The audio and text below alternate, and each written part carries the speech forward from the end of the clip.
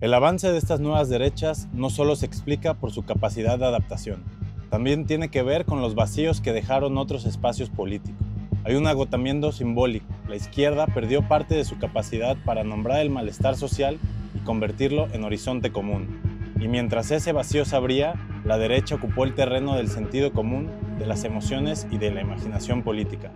Hola amigos, amigas y amigues, bienvenidos a un episodio más de Ruptura en el que pues tenemos un invitado muy especial. Pero antes de presentarlo, pues quisiera darle un agradecimiento a Alejandro y a Mariana que nos acompañan aquí el día de hoy.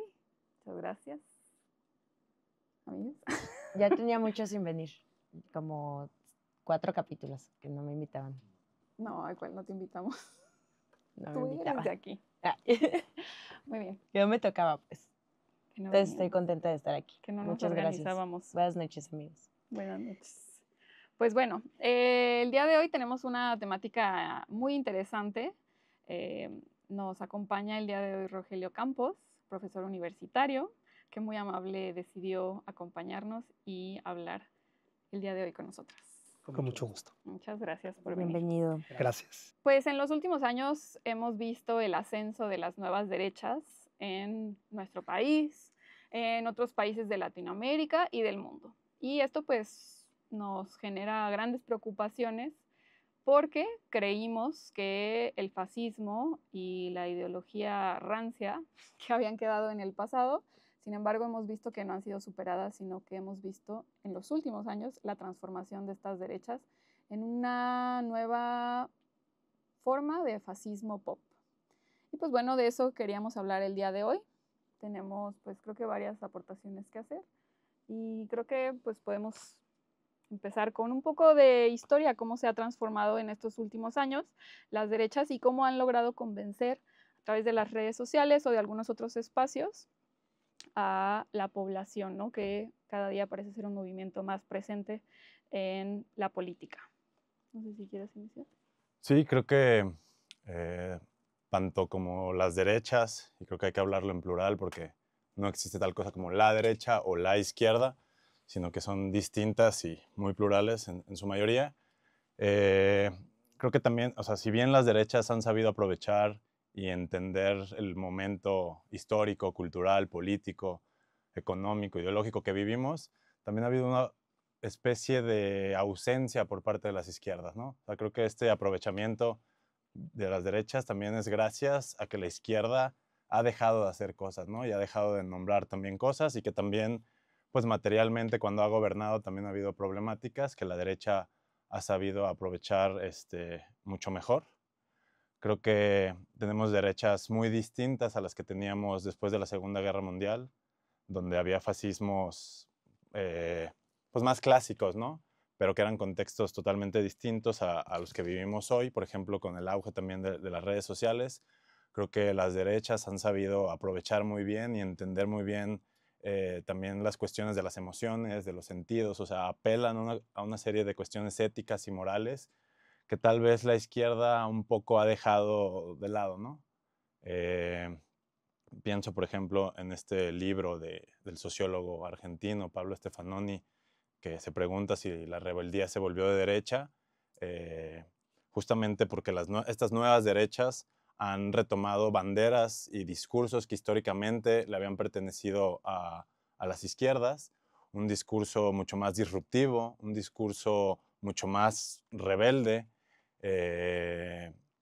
y, y, y la izquierda creo que ha dejado también de lado todo esto, ¿no? Muchas veces ahora estos gobiernos que se llaman progresismos o en estos frentes amplios que hemos visto sobre todo, por ejemplo, en América Latina, a la izquierda le ha dado miedo de nombrarse, ¿no? También creo que después de la caída del muro de Berlín hubo una especie de caída ideológica, por ejemplo, del marxismo, y eso también pues creo que tuvo una repercusión en cómo la izquierda se nombraba a sí misma. Creo que la derecha ha sabido aprovechar eso y tenemos derechas de muy distintas formas. Por ejemplo, eh, Chantal Mouffe habla de populismos de izquierdas y populismos de derecha, entendiendo que si bien ahora el populismo se usa más como un adjetivo peyorativo, En realidad, pues es un concepto y es una forma de hacer política. O sea, me refiero a que el populismo no es una cuestión ideológica, el populismo es una forma de hacer política que apela a la construcción de un pueblo, que apela a la construcción de antagonismos, un arriba abajo, no es tanto ya la izquierda-derecha, sino contra las élites. Y lo hemos visto en estos ejemplos, ¿no? Tanto hay populismos de izquierdas como lo ha sido Podemos, que justamente marcaba una gran diferencia contra las élites españolas, pero un Javier Milei hace lo mismo, ¿no? O sea, habla de una élite y habla del Estado y, o sea, marca un antagonismo muy directo en esto que digo, Chantal Mouffe habla como populismos de derechas y populismos de izquierda, donde si bien ambos utilizan al pueblo como sujeto político, unos los usan para causas pues populares y que tienen una agenda mucho más de garantizar derechos y el otro pues se ha convertido en un discurso mucho más violento que apela, como ya dije ahorita, a cuestiones morales, éticas, al miedo también. O sea, creo que la derecha ha sabido medir eso y pienso, por ejemplo, el caso argentino pues es muy claro, ¿no? O sea, frente a una inflación por los cielos, gobiernos seguidos, por ejemplo, de la familia Kirchner, que tal vez tenían a la población materialmente pues, muy incómoda y muy molesta, un tipo como Javier Milei, totalmente disruptivo, que venía nombrando cosas y que también, otra vez volviendo a MUF y a la CLO, están los significantes flotantes, ¿no? Como Milei habla de valores o de conceptos como la libertad, como la democracia, como la justicia, que si bien antes los relacionábamos más a las izquierdas, hoy la derecha los está llenando de contenido y utilizando a su favor, ¿no? Vemos cómo este discurso empieza a permear en otras fases del mundo y en latitudes como la mexicana, pues empezamos a ver esos discursos también encabezados por personajes como Lili Telles, como Ricardo Salinas Pliego, que empiezan a utilizar esos discursos sumamente violentos, pero que también hablan y utilizan conceptos como la libertad o como la democracia, más a su favor que pues, lo que históricamente habían significado, ¿no? Muy bien, sí. Rogelio, en estos últimos años, como ya lo explicaba bastante bien Alejandro, hemos visto pues estos nuevos significantes, ¿no? Pero ¿cómo podríamos explicar que en un momento histórico en el que pareciera que se superaron estos discursos o al menos se aprendió algo de ellos, resurjan, ¿no? Yo creo que la mejor respuesta la da Michael Sandel. Él escribe en La tiranía del mérito, la causa de la causa, y parece que es lo que tenemos que buscar siempre.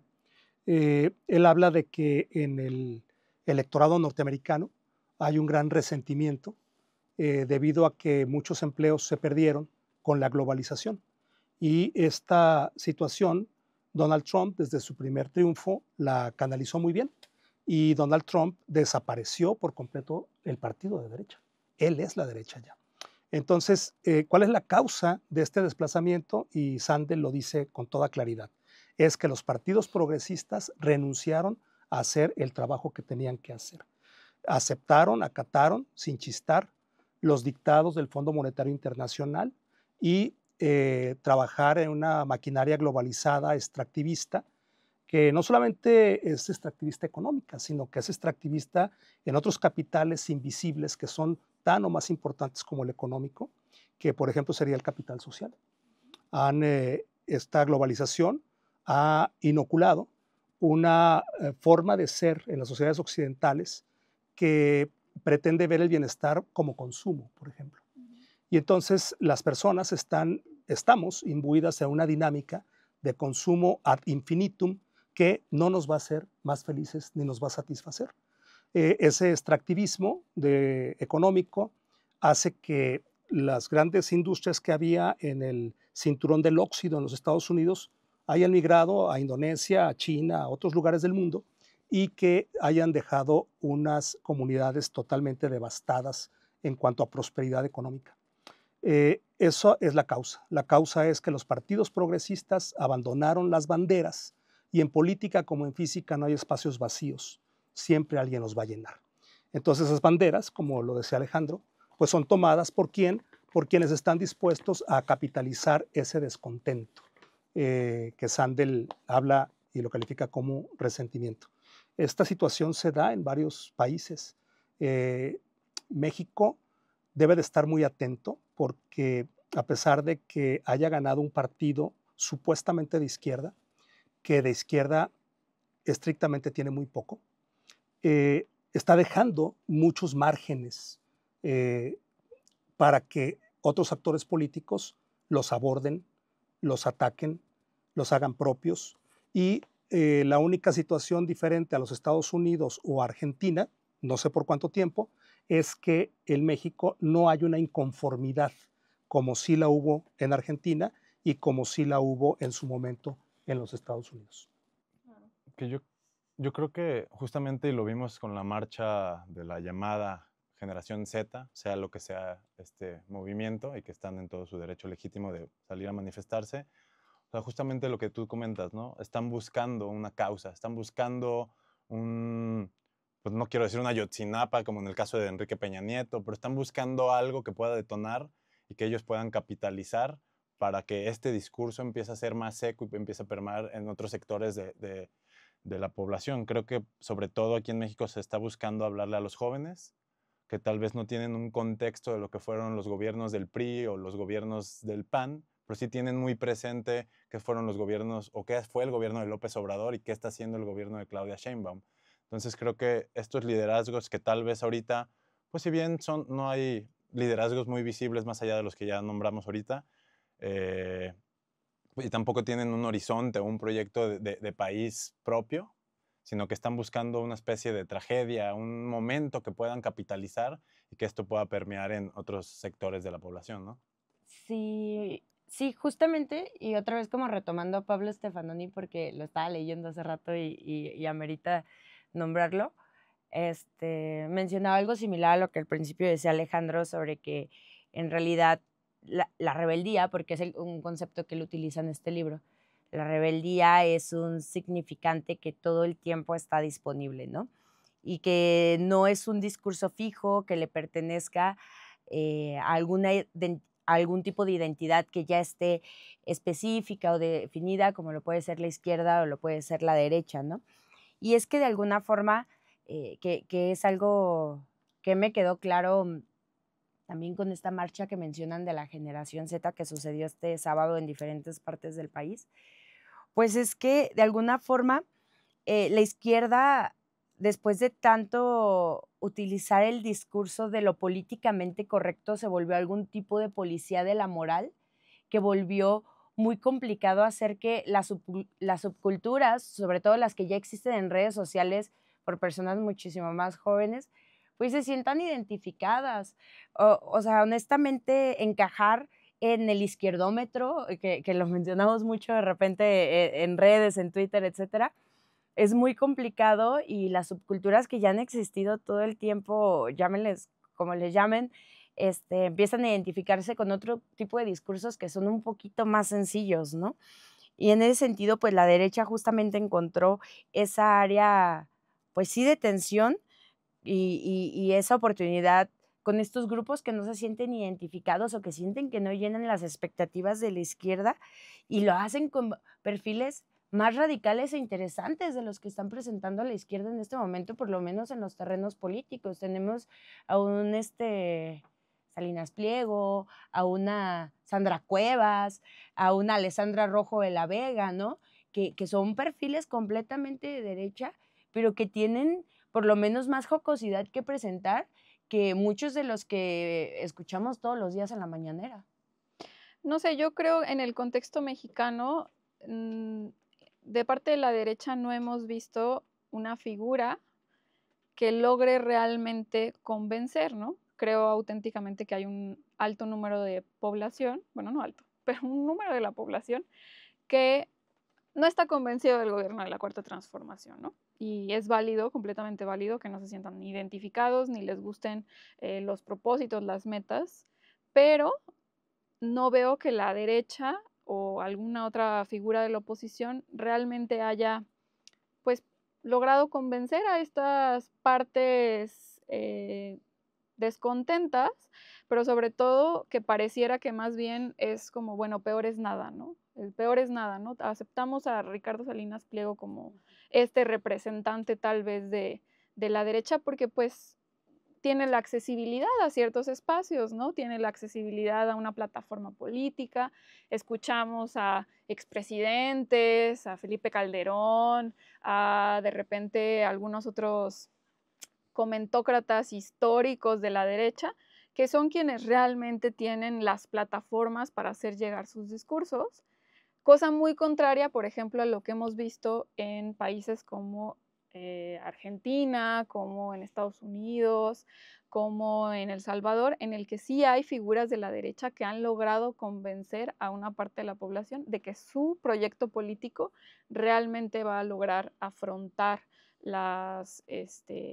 pues los inconvenientes que hay en este momento de la vida, ¿no? Pareciera que el caldo de cultivo está empezando a hervirse en México, pero todavía no llega a cocer los huevos, ¿no? Entonces ahí el huevo de la serpiente está ahí en ese caldo de cultivo, ¿no? Sí, yo lo que veo es que lo que se trata de explotar es inconformidad. Y lo dijo con toda claridad hace algunas semanas el presidente del PRI, Alito Moreno, con un descaro formidable, en una entrevista, si mal no recuerdo, con Adela Micha, donde Adela Micha incluso se burlaba de él, delante de él mismo. Y él decía, es que de lo que se trata es de que no se apague la llama, la flama de la oposición. O sea, hay que mantener encendida esa llama porque en cualquier momento puede haber una descomposición de las relaciones internacionales, de la economía. Las señales de la economía ya están mandando señales de advertencia serias. Entonces, ellos lo saben. Lo de la generación Z se vio en las encuestas. Es la generación que menos apoya a la 4T. Esa es la buena noticia para los organizadores de la marcha. La mala noticia es que sigue siendo muy alta la aprobación de incluso ese segmento de edad. Pero algo es algo. Entonces se trata de activar y de hacer con lo que ellos tienen. Y eso es lo que tienen, eso es lo que hay. En el caso de Salinas Pliego, a mí me entristece mucho que hay algo más que en alguna parte de la población lo hace ser una figura atractiva. Y es que en México una parte de la población no solamente normaliza la desigualdad, la romantiza. Una gran parte de la población piensa que es deseable la desigualdad.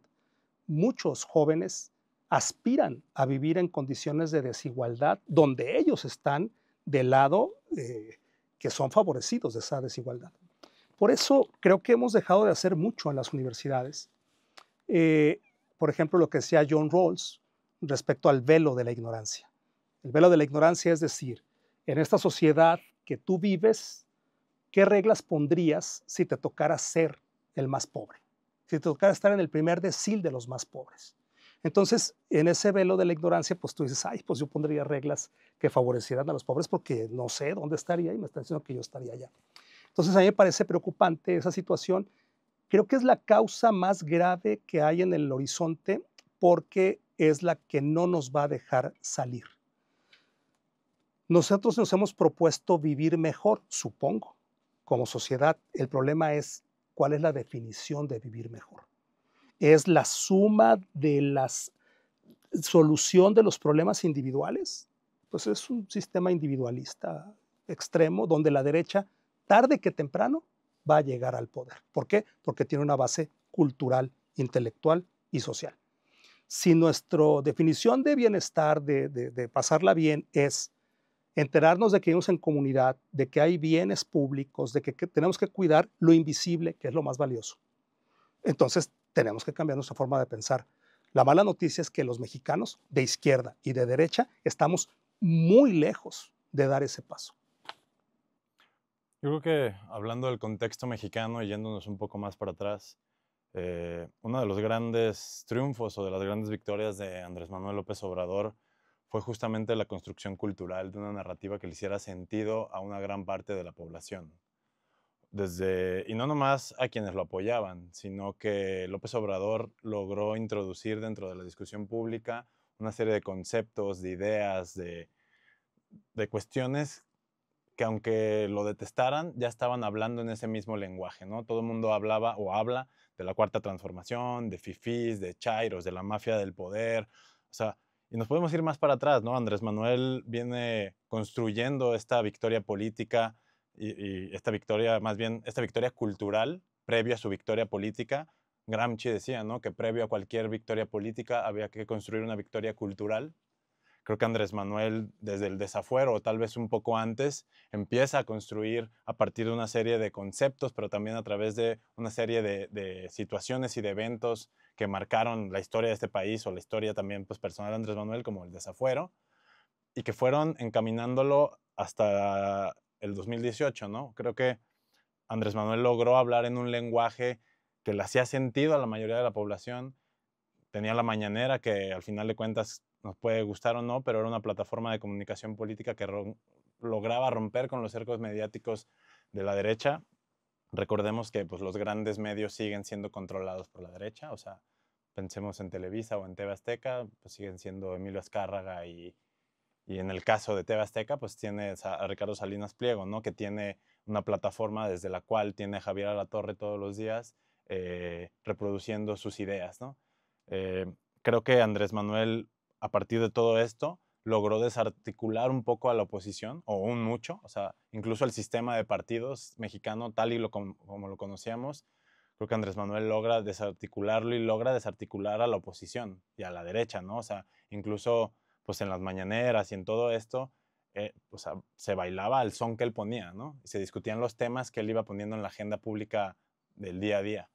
Creo que ese fue un triunfo de Andrés Manuel, pero que pues no nos va a durar. Y que creo que Claudia, por ejemplo, no tiene estas mismas capacidades. O sea, si bien es una administración un poco, pues creo que Claudia es un poco más seria en su perfil, pero Andrés Manuel sí tenía esta capacidad de una construcción cultural, imaginaria, de símbolos, de ideas, que le hacían mucho sentido a la mayoría del pueblo mexicano y que tal vez se ha ido perdiendo un poco esto en este primer año de gobierno de Claudia. Creo que es algo que se tiene que reforzar porque, como hemos dicho aquí, la derecha está buscando cualquier espacio, cualquier situación que pueda capitalizar.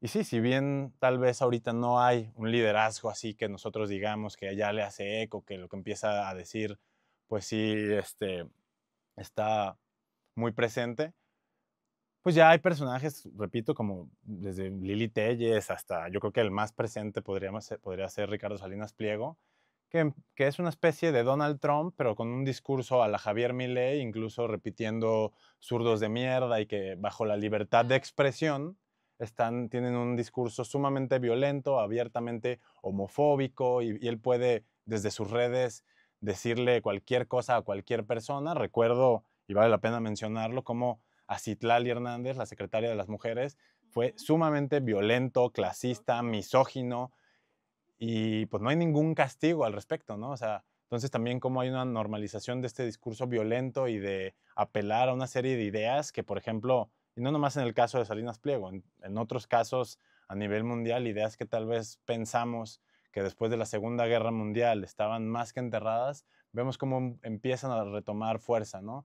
Por ejemplo, Enzo Traverso, en un libro, habla de las rostros de la nueva derecha, ¿no? Y sí, tienen estos rostros, tienen esta especie de máscaras que se presentan como rebeldes, como disruptivos, pero que detrás de esto, él habla de posfascismo, no porque el fascismo ya no exista, sino porque ahora se esconden, al parecer, a través de estas máscaras rebeldes, disruptivas, que han sabido aprovechar toda la cuestión también de las redes sociales para tener como más eco dentro de las discusiones públicas, pero que detrás de esto siguen reivindicando pues ideas y cuestiones fascistas que fueron reivindicadas hace muchos años y que hoy parece ser vuelven a tomar fuerza y están ganando elecciones también, ¿no? O sea, porque a veces creo que desde la izquierda se piensa que pues estas ideas carecen como de abstracción, de profundidad, de cuestiones teóricas, ideológicas, pero hemos visto cómo, pues como ahorita mencionaba muy bien,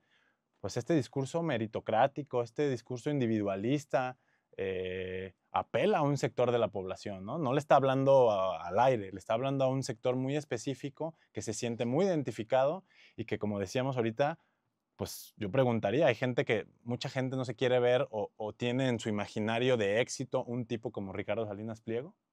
Sí, claro. O sea, me llama mucho la atención esto que mencionas sobre los discursos de odio, sobre todo que propagan esta bandita de la derecha. Y lo digo como una persona que ya fue atacada por Salinas Pliego en algunas ocasiones en redes sociales. Felicidades. Sí, por supuesto. O sea, claro que es un logro. Ser enemigo de la derecha siempre va a ser un logro, ¿no? Pero sus discursos son sencillos, identitarios, viralizables y fácilmente replicables, ¿no? Y es algo que por lo cual ha sido muy sencillo también propagarlo, ¿no? Y no lo voy a poner en comparación con la capacidad política que tenía Andrés Manuel en comparación a lo que se está viviendo ahorita por parte del gobierno federal, pero las crisis que se están viviendo también a nivel nacional son completamente diferentes y son de una complejidad muchísimo mayor que necesitan otro grado de profundidad, otro grado de toma de decisión, que pues la presidenta tiene un estilo completamente distinto como para hacerles frente, ¿no? Y a ver, o sea, estos grupos al final de derecha o ese intento de serlo, pues no dejan de apelar a una performatividad que la verdad, lo único que buscan es distanciarse lo más que se pueda de un sistema que es válido, de un sistema que es políticamente correcto, que utilizan la rebeldía o la radicalidad como un artefacto cultural para generar adeptos, para definir entidades, para a través de rituales empezar a construir consensos con las personas que neta no se sienten identificadas, ¿no? Y lo hacen a través de un lenguaje que es súper sencillo de replicar, que es el lenguaje del odio.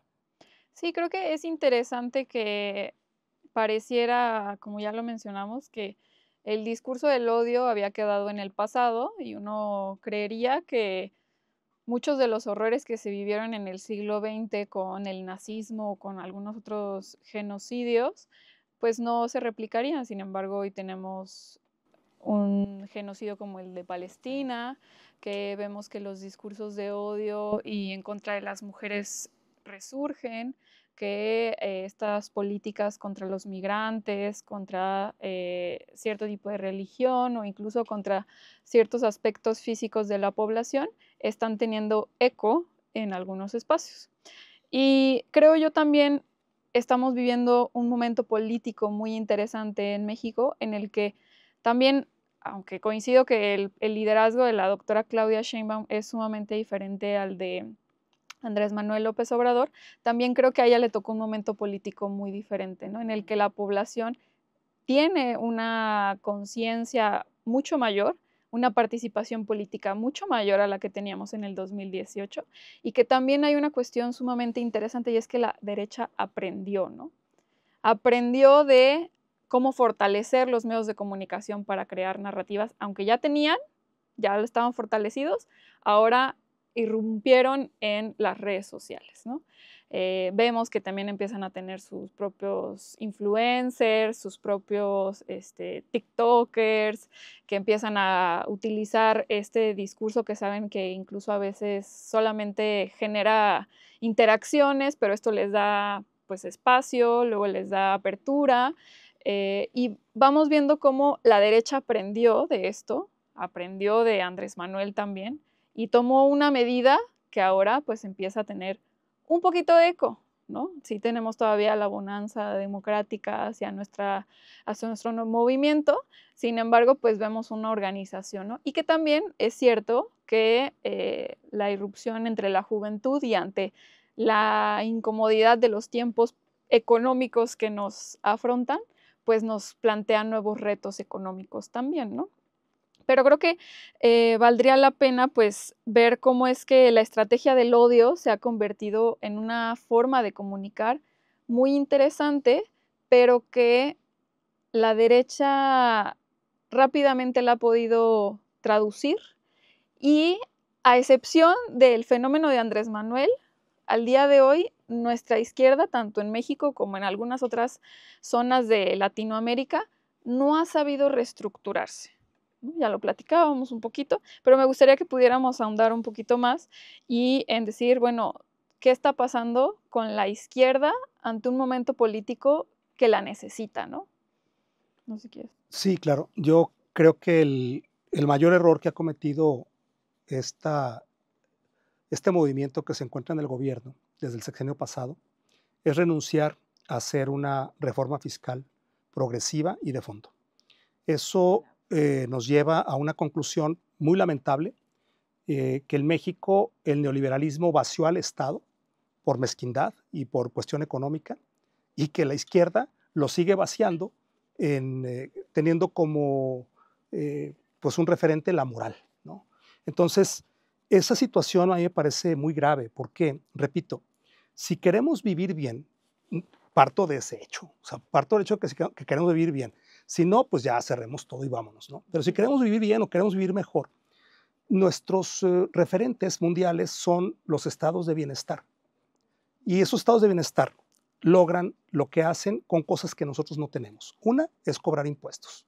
Nosotros no cobramos impuestos. Y hay una base social en México que no le gusta pagar impuestos, de todos los niveles económicos.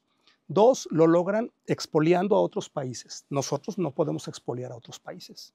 Tres, lo logran endeudándose. Cuando no tienen dinero y quieren tener más escuelas, hospitales y pensiones, se endeudan al 150%, al 200% del PIB. Aquí te pasas del 50% y ya casi te andan poniendo las cruces. Entonces, conclusión, no tenemos tres de los elementos mediante los cuales los estados de bienestar logran los referentes de bienestar que esta sociedad quiere, ¿sí? En general. Entonces, lo que tendríamos que hacer y lo que tendría que hacer la izquierda es replantear una solución mexicana. ¿Qué es lo que tenemos y qué tenemos que hacer para vivir mejor? ¿Vamos a seguir recibiendo manufactura? Ya lo hizo el neoliberalismo, lo seguimos haciendo nosotros. Entonces, eso no tiene que pasar. Tenemos que ponernos como en el caso de Corea, de decir, si nuevas inversiones, pero transferencia de tecnología, conocimiento, que se quede aquí el conocimiento. Pagar más impuestos, pero para que se paguen más impuestos tendrían que desterrarse de tajo las malas prácticas y los escándalos de corrupción, que hay muchos, muchos en la izquierda, muchos y a cada día. Entonces, si eso no pasa, estás sin dos de las patas que te podrían, como silla, que te podrían sostener para, trabajando, lograr mejorar la situación del país. Entonces, sí, la derecha, el odio, sí, esos son chispas. El problema es el combustible. La chispa va a prender cuando haya combustible. Y el combustible va a estar cuando haya inconformidad. Y vamos en una ruta de inconformidad. ¿Por qué? Porque hace 7 años la pensión para los viejitos no existía, ya existe. Y la gente, los seres humanos, normalizamos las cosas. Ya está, eso ya cuento con ello, ya es un derecho y qué bueno. Y qué bueno por lo que venga después, porque eso ya es un derecho. Pero creo que ese es el punto en el que creo que la izquierda tiene que ser muy autocrítica. No tiene que esperar a que venga la derecha a decirle o a que se equivoque, que está tirando cohetes para otros lados, que está apelando a las emociones. Ya lo dijo Kahneman, Premio Nobel de Economía sin ser economista, siendo psicólogo. Apelar a las emociones. Las personas tomamos decisiones apelando a las emociones, no al razonamiento. Decimos que somos seres racionales. No, somos seres con capacidad de razonar. Eso es una distancia a ser seres racionales. Somos seres profundamente emocionales. Las decisiones más importantes de nuestra vida las tomamos con las emociones. Casarse, enamorarse, tener un hijo. Eso es emocional, eso no es del intelecto. Adquirir una prenda, adquirir un vehículo, adquirir un teléfono, eso es emociones, no lo necesita, no es el de última generación. Entonces, en eso tenemos que trabajar. Tenemos que trabajar en saber que sí, la gente son emociones. Oye, que están con las emociones, sí, están con las emociones. Hacer lo que un gobierno de izquierda moderna tendría que hacer. Y hay una distancia muy grande entre lo que se está haciendo desde hace 7 años y lo que exige un movimiento de izquierda creativo, innovador, imaginativo, a la altura de una sociedad como la mexicana. Totalmente, y creo que ahorita se mencionaban las crisis. Creo que justamente la derecha ha sabido aprovechar mejor las crisis que la misma izquierda. Crisis provocadas por estas mismas derechas, ¿no? El neoliberalismo, por ejemplo. Hay una frase muy famosa y muy repetida otra vez de Gramsci, que dice cuando lo nuevo cuando lo viejo no termina de marcharse y lo nuevo no termina por llegar, es cuando aparecen los monstruos. Creo que es justamente como en estas especies de crisis que son provocadas, por ejemplo, por el neoliberalismo, y que luego llegan gobiernos progresistas al gobierno, la derecha sabe capitalizar mejor estas cuestiones o estas realidades materiales de las personas que la propia izquierda, ¿no? Y lo vemos sobre todo, creo que en distintos países de América Latina, donde si bien a partir de crisis que se han materializado por gobiernos de derechas o por gobiernos neoliberales y que después ha habido, por ejemplo, esto que se llamó la primera ola progresista de los gobiernos progresistas, ¿no? Con la llegada de Correa, de Lula, de Hugo Chávez, de Mujica, y que hay una primera ola de gobiernos progresistas y que, como bien mencionabas ahorita, suben o garantizan una serie de derechos y ponen un mínimo parejo y sacan a un sector de la población de una situación de pobreza extrema, que reducen las desigualdades. ¿Qué pasa con este sector de la población? Se va otra vez con las derechas, se va otra vez y compras toda esta idea de éxito, de individualismo, de meritocracia, y entonces van otra vez hacia allá y la izquierda pierde fuerza, ¿no? Fuerza que, como digo, y ahorita también lo decía muy bien, creo que, por ejemplo, en el caso de México tenemos que apostar a la formación de cuadros, a la formación ideológica de lo que se dice, ¿no? O sea, creo que no se puede perder lo que se ha ganado hasta el momento, y sí apostaría sobre todo a eso, a la formación, a pues, saber a leer estos momentos, ¿no? Como ya lo dije ahorita, creo que la derecha ha sabido entender o capitalizar mejor estas crisis, y sobre todo apelando a lo que decías ahorita, ¿no? A las emociones, sobre todo al miedo, a la ansiedad, a ese tipo de cosas. Cuando la gente o cuando las crisis en su vida material se ven reflejadas, pues entra en una cuestión de preocupación, de miedos, que la derecha ha sabido capitalizar muy bien. Y entonces cuando, por ejemplo, pienso como después de un Lula viene un Bolsonaro, ¿no? Después de los gobiernos de Néstor y Cristina, viene un Javier Milei, bueno, viene un Macri, ¿no? Después de un Barack Obama, viene un Donald Trump, ¿no? O sea, como después de estos gobiernos muy criticables, pero que son un poco más progresistas o que están un poco más cargados a la izquierda, pues pareciera una especie de péndulo, llega un extremo completamente pues, reaccionario, ¿no? Sí, ahorita mencionaste el tema de la urgencia de la formación de cuadros y me parece fundamental mencionarlo porque ante una nueva derecha, que no sé si sea tan nueva, pero sí con nuevas herramientas, con nuevas tecnologías, y por tecnologías no me refiero al celular, ¿no? O sea, me refiero a nuevos dispositivos para seguir haciendo propaganda y hablando de sus agendas, pues ante una derecha que ya no solamente discute de política, sino que también está fabricando o produciendo adversarios morales justamente para que estas crisis sean muchísimo más fuertes y que pueda haber un culpable de los malestares que estamos viviendo en el país, ¿no? Urge formar cuadros, urge formar a las personas, urge explicar que las feministas no vamos en contra de lo que ellos llaman sentido común, ¿no? Que no somos unas asesinas. Urge nombrar que los migrantes no se quieren quedar con los empleos en nuestras ciudades. Urge hablar de que la academia no solamente es, muchas veces sí, pero que no es solamente un grupo de élite de ingeniería social o de la Agenda 2030. Urge hablar de todas estas enemigos o luchas identitarias que han hecho ver las agendas de la nueva derecha como enemigos que pueden ser culturales y que lo han usado históricamente también pues diferentes gobiernos, ¿no? De diferentes países para llegar a sobresalir. Creo que pues justamente, ¿no? A través de la formación es como podemos combatirlos y no quedarnos sin cuadros, ¿no? En algún momento. Creo que también esto que menciona Mariana es muy importante. Creo que si algo tienen como característica estas nuevas derechas es que la mayoría se pintan como outsiders. O sea, llegan a la política viniendo de los medios de comunicación, viniendo de las élites económicas o del empresariado. Siempre se pintan como outsiders, ¿no? O sea, un Javier Milei, un Donald Trump, y podemos poner varios ejemplos. Otra cuestión, creo que siempre apuntan a los mismos enemigos, ¿no? Tienen una capacidad de crear antagonismos, llámese con grupos minoritarios. En Europa pasa mucho, por ejemplo, con todo lo que tiene que ver o sea, hay un discurso muy fuerte de van a venir con la migración, un discurso abiertamente xenófobo, de van a venir a quitarte tu trabajo, van a venir a quitarte tus oportunidades, y crean entonces un enemigo, ¿no?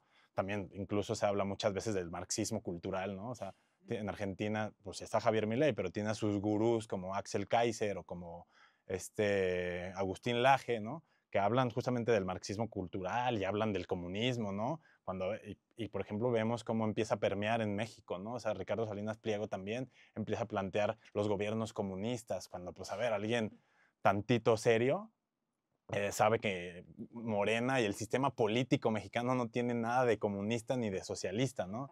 Pero él plantea un enemigo que es el común. Ahora sí que otra vez parecería que el fantasma del comunismo recorre América Latina, ¿no?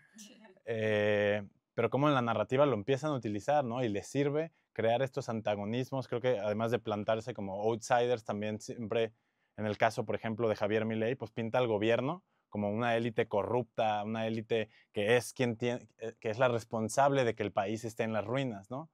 Entonces, que en el caso de Donald Trump es un poco distinto. Donald Trump sí es un poco más populista, entendiendo como populismo que apela a que el pueblo es su sujeto político. Donald Trump sí le habla a un sector del pueblo norteamericano históricamente olvidado y que sentía unas carencias que él tal vez empieza a nombrar o empieza a darles importancia otra vez y se sienten otra vez nombrados.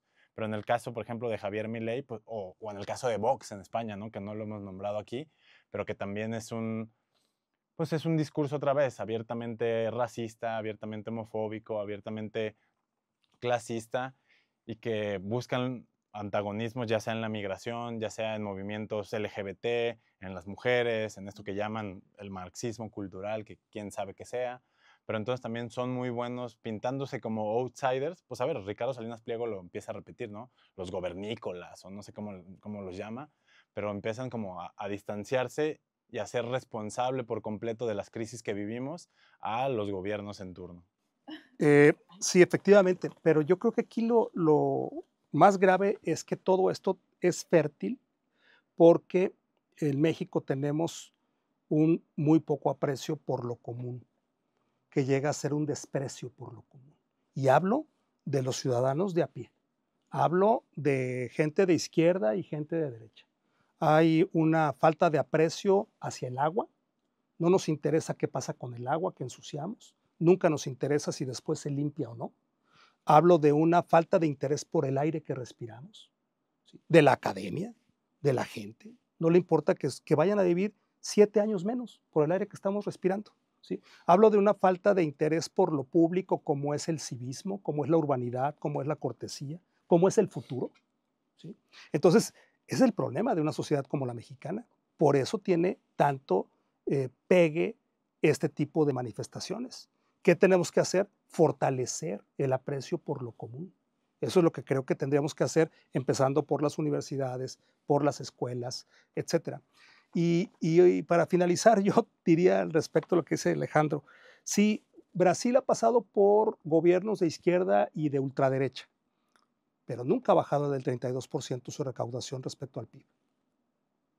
Este país recauda el 17% del PIB. Entonces, con 17% del PIB es una bomba. Es una bomba de tiempo. Paréntesis, un presidente el más tonto para la gente, Enrique Peña Nieto, lo duplicó. Del 9% lo llevó al 17%. El más tonto de todos los presidentes que hemos tenido, comillas, lo duplicó, ¿sí?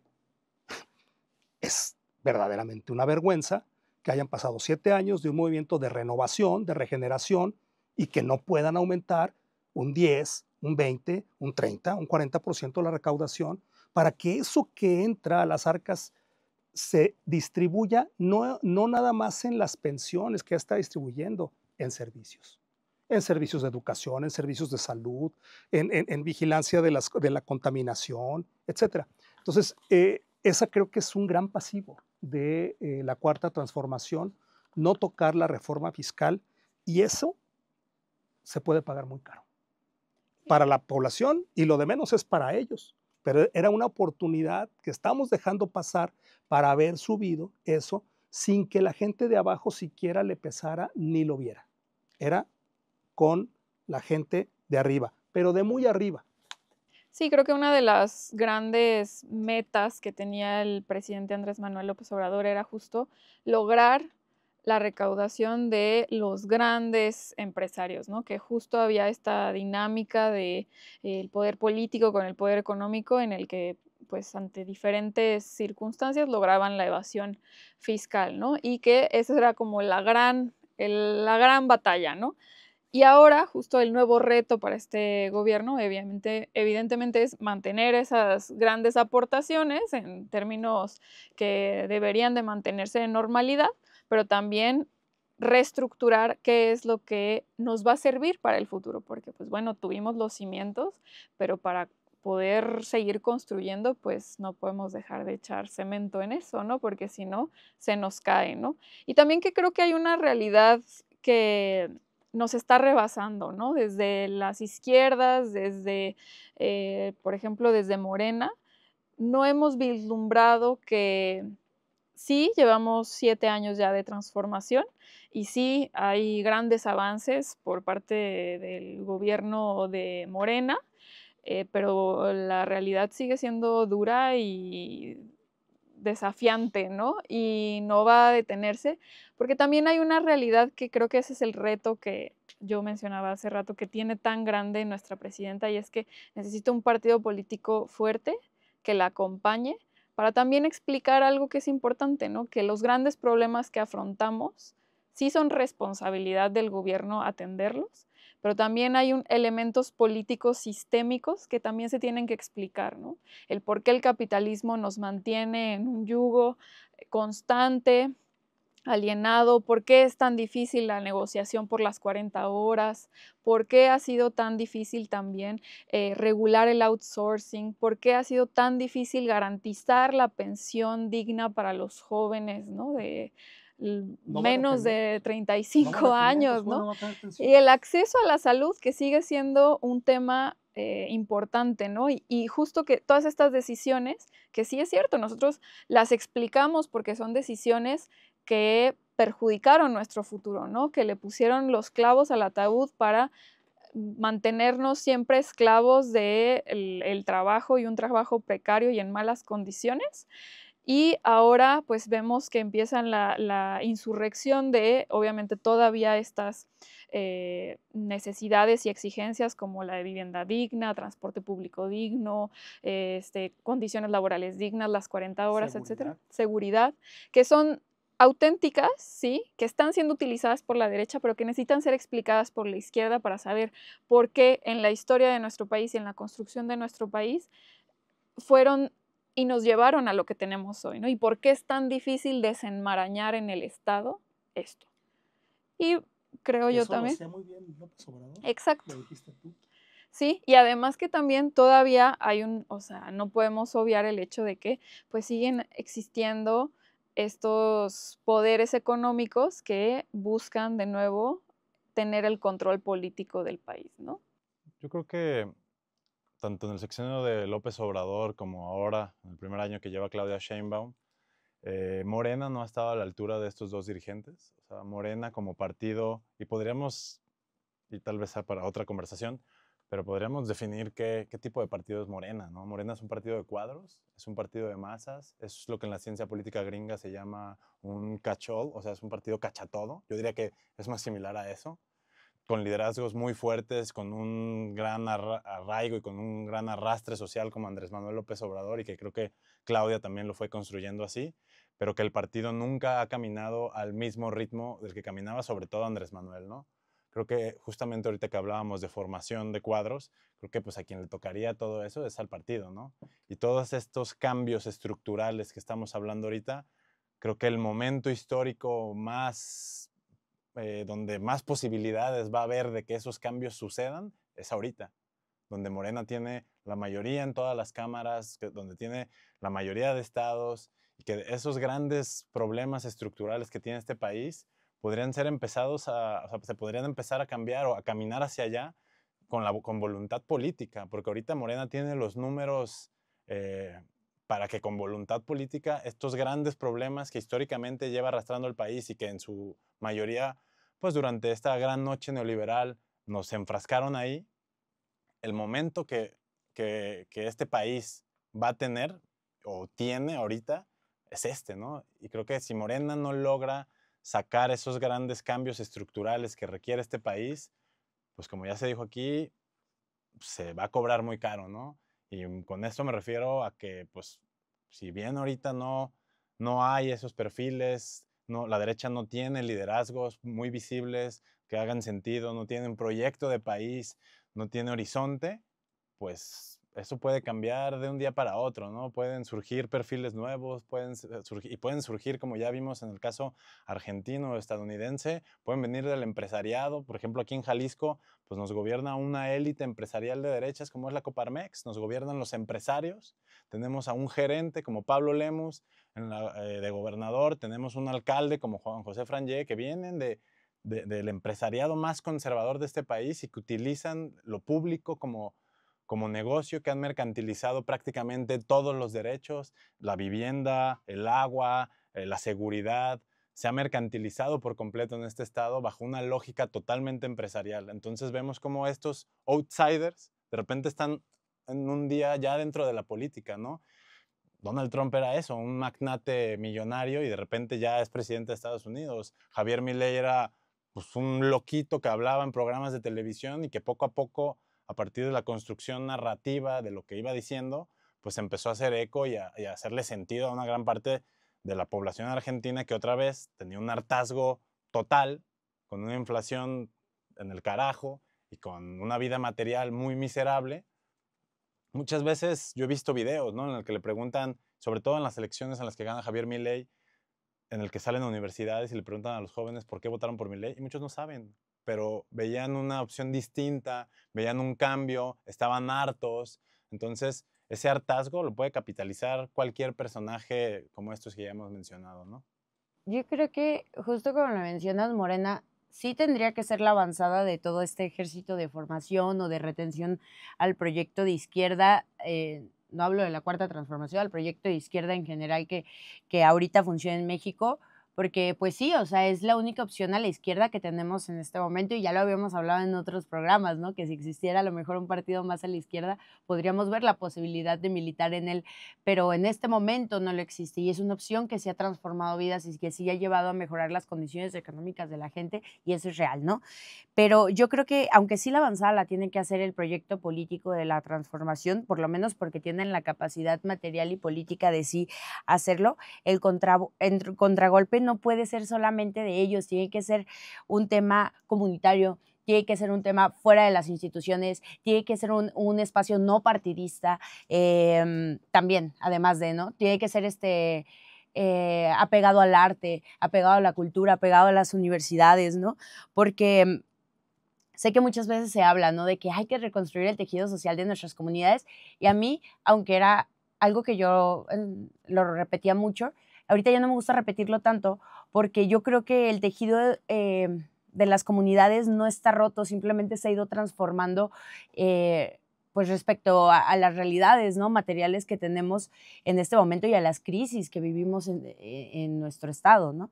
Entonces, creo que sí nos toca recuperar todo esto, pero nos toca recuperar, sí, la rebeldía desde lo comunitario, nos toca recuperar la rebeldía, pero también desde los afectos, nos toca recuperar la rebeldía desde la comunidad organizada, desde la sociedad civil y no solamente esperándolo desde las instituciones, porque eso definitivamente tiene debilitadísima a la Cuarta Transformación, ¿no? Y entender que nos toca, sí, volver a politizar el malestar, no dejárselo solamente a ellos, porque retomo el ejemplo de la marcha del 15 de noviembre.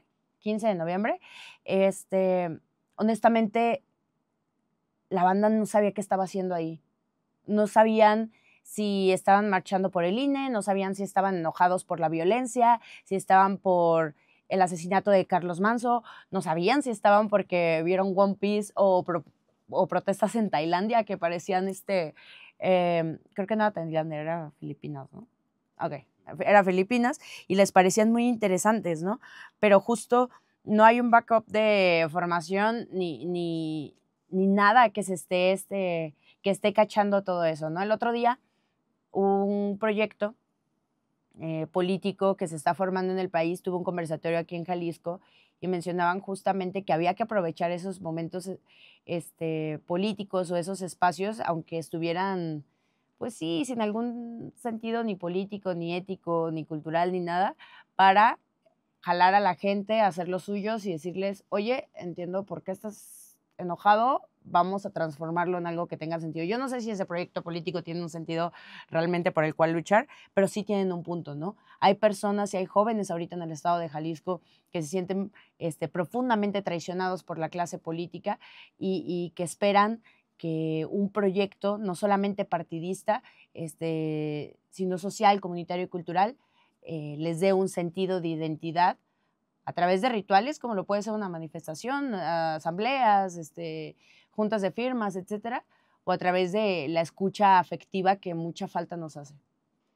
Sí, creo que nos toca un momento político en el que creíamos que íbamos a tener ya una organización, un orden, ¿no? Y bueno, llegó la derecha y el fascismo pop para reestructurarnos y hacernos repensar, pues que tenemos que reorganizarnos y reestructurarnos, ¿no? Y creo que aquí pues cabe mucho pues la pregunta de decir, bueno, ¿qué salidas colectivas tenemos? ¿Cuáles son las propuestas que quedan todavía? Ya mencionabas el tema de la reforma fiscal, sin duda es una necesidad en nuestro país que se lleva discutiendo durante algunos años ya como una inminente urgencia, pero creo que también hay grandes necesidades que todavía no hemos terminado de vislumbrar y que empiezan ya a formarse y a identificarse, ¿no? Hablábamos del tema de la vivienda, hablábamos del tema del transporte público fuera de la Ciudad de México, hablábamos del tema del agua, del aire y algunas otras cuestiones que sin duda nos necesitan organizar, pero sobre todo repensarlas, ¿no? Y cómo podemos replantear esto para que no se vuelva una discusión tal vez aburrida para algunos sectores de la población y que carezca del interés necesario de ellos y ellas, ¿no? Creo que lo único que sí tenemos es la capacidad de pensar. No estoy diciendo que todos pensemos, pero sí tenemos la capacidad de pensar. Y yo considero que ahí lo que decía bien Mariana, tiene que ser una cuestión colectiva. Yo exijo a las universidades públicas que tomen la batuta en esta situación. Hay dos cosas que podemos hacer. Una, alfabetizar en la ciudadanía. ¿Qué es ser ciudadano? Porque también en este país tenemos 29 artículos que hablan de los derechos de los mexicanos y 2 que hablan de las obligaciones. Si analizamos las 13 obligaciones que hay en los 2 artículos, vamos a ver que la mitad no se cumplen y algunas de ellas, aún queriéndolas cumplir, no hay forma de cumplirlas. No hay en la vida algo en lo que tú recibas sin dar. No hay un modelo de comunidad que no te comprometa a aportar. Tenemos que alfabetizar en qué es ser ciudadano. Eso es importante. Y yo apuesto a eso, apuesto a que la gente es inteligente y que lo va a entender. Y si no, ya no hay salida. Y la otra es alfabetizar en la desigualdad. Que la gente sepa la magnitud de la desigualdad que hay en México. México es el 5º país más desigual del mundo. Eso, cuando te dicen, no, es que aquí se quedan los empresarios con tanto, ha de ser normal, ha de ser en todas partes del mundo. No, no, no, no. En Japón se quedan con la mitad de lo que se quedan aquí. Entonces no es normal y vive el mejor allá, ¿sí? Entonces una de dos, o hacemos lo que allá, o vamos y les decimos allá, porque son muy tontos, cómo le hagan para quedarse más como le hacen aquí, ¿sí? Si lo ponemos con esos ejemplos, la gente lo va a entender. Si a un joven le dices, no vas a tener vivienda, ya lo sabe. A un joven le dices que después de salir de la educación pagada, va a tardar 10 años en pagar lo que sus papás pagaron en la educación, eso lo saben. Y si le dices que no va a tener pensión, es muy rápido que piense, a ver, entonces, ¿cómo es en otros lugares que sí pasa? Y van a decir, y yo quiero que sea así. Oye, es que cuesta, paguemos. ¿Sí? Y si le decimos a los jóvenes que hay una bola de vejetes que están tomando sus decisiones con las votaciones, afectándolos a ellos, porque las tomaron cuando ustedes tenían 10 años, cuando tenían 5 años, cuando tenían 13 años, hipotecando su futuro, lo van a entender. Hay que apostar a que la gente va a entender las cosas, no más hay que decírselos. Tenemos toda una estructura en el país de universidades a las que se dan miles de millones de pesos al año. Hombre, ¿cuánto cuesta en la radio, en la tele, en las clases, en los cursos, en los MOOCs, hacérselos saber? Es muy sencillo, la gente no es tonta, la gente lo va a entender y la gente va a decir que venga la derecha, que venga la izquierda, pero esto que yo pedí, esto a mí no me lo quitan. Si logramos eso, creo que de eso se trata. Sería una derecha más generosa y sería una izquierda más generosa. Yo creo que hay que apelar a la imaginación política. Hay una idea que normalmente se le atribuye a Zizek o a Mark Fisher, que es esta idea de que imaginar el fin del es más difícil imaginar el fin del mundo que imaginar el fin del capitalismo, teniendo como, pues si nos planteamos estas ideas de cómo podría verse el fin del mundo, pues tenemos estas películas, ¿no? Y podríamos hacernos una idea de cómo se vería. Pero plantearnos el fin del capitalismo tal vez sea más complicado, ¿no? En realidad esta idea es de Frederick Jameson, un marxista estadounidense, y que yo creo que más que ser una cuestión de que no tengamos la capacidad de imaginación, creo que el capitalismo o las derechas tienen hundidas en la vida material a las personas, en una vida miserable, porque no es una cuestión de tener una capacidad de imaginar, ¿no? Creo que es una cuestión de que si tus condiciones materiales estás en 3 horas en el transporte público para llegar a un trabajo miserable que no te garantiza ningún tipo de seguridad social, para salir y volverte a subir a ese transporte público de 3 horas y llegar a tu casa en una situación donde encuentras violencia, un tejido social totalmente roto, pues no es que sea una cuestión de que no tengamos capacidad de imaginación, ¿no? Es una cuestión que la misma vida material no te permite ponerte a leer, salirte a caminar, platicar o tomarte un café o organizarte, no vayamos a cuestiones mucho más políticas y mucho más profundas, ¿no? Pero sí creo que hay que apelar a la imaginación política, apelar a nuevas formas. Por ahí hemos visto algunas experiencias que tal vez fuera de lo institucional, pero también en lo institucional hay otras, o sea, fuera de lo institucional hay otras formas de organización que no tienen nada que ver con el Estado, que creo que hay muchas cosas que son totalmente abajo y a la izquierda y que hay que aprender, ¿no? Tenemos desde ejemplos aquí en México como el EZLN, pero hay muchos más ejemplos que apelan a nuevas formas de organización, a nuevas formas de hacer política, a nuevas formas incluso de relacionarnos socialmente, pero de relacionarnos también con la naturaleza a las que nos ha ofrecido el capitalismo y este sentido común que tenemos penetrado por completo, ¿no? Entonces, también desde lo institucional, recordaría, por ejemplo, no soy el más fan, pero lo que pasó en Nueva York con un candidato abiertamente socialista como Mahmoudi, con un gobierno, con un contexto como el estadounidense, con Donald Trump a la cabeza del gobierno y un candidato abiertamente socialista en una ciudad como Nueva York, reivindicando un transporte público gratuito, regulación del mercado de la vivienda, topes de renta, regulación de plataformas digitales, o sea, con una agenda abiertamente a favor de todos estos derechos. Creo que también debemos de perder el miedo a nombrar esto, así como la derecha ha perdido, o más bien nunca ha tenido miedo a ser abiertamente racista, a ser abiertamente homofóbica, a ser abiertamente violenta y clasista.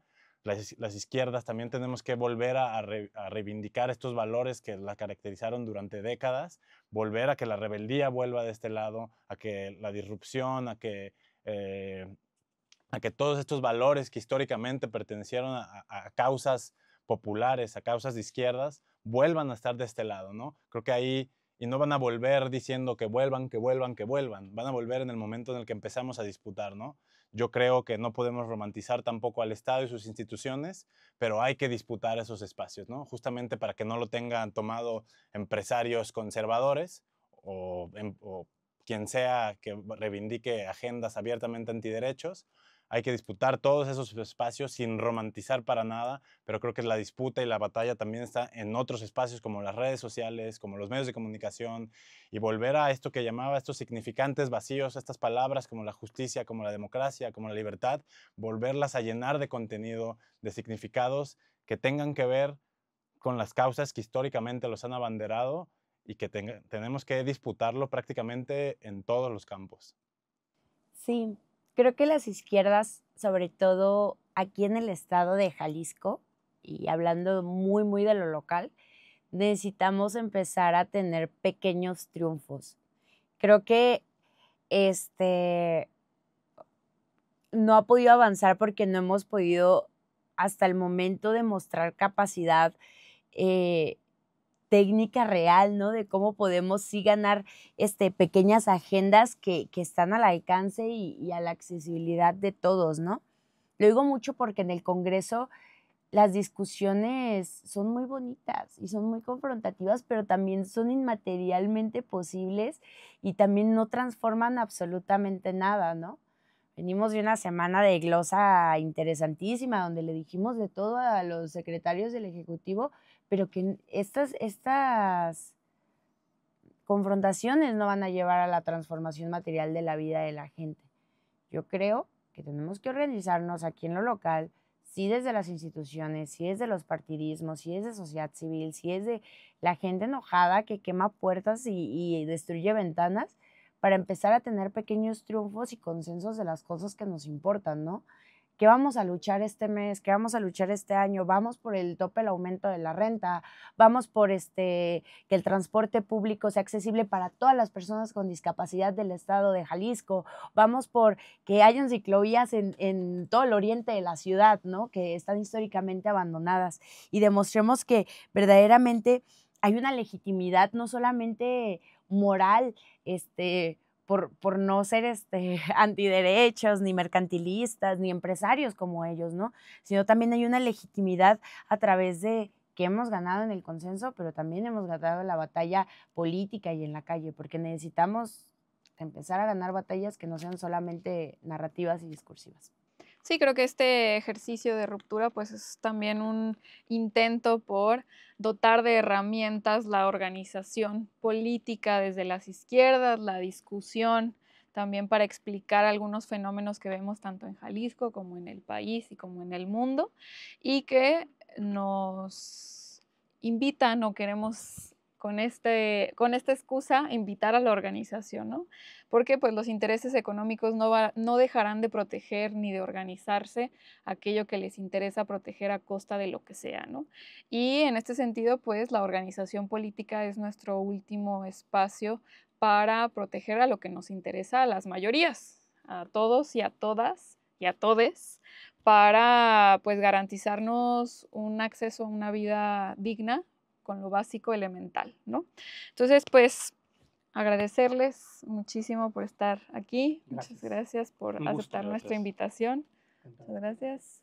Y pues los estaremos viendo en el próximo episodio y no se olviden de gracias al equipo, pero sobre todo gracias por estar aquí, por ayudarnos tanto al equipo de la producción, y también pues que nos sigan en nuestras redes sociales y compartan todo nuestro contenido. Adiós.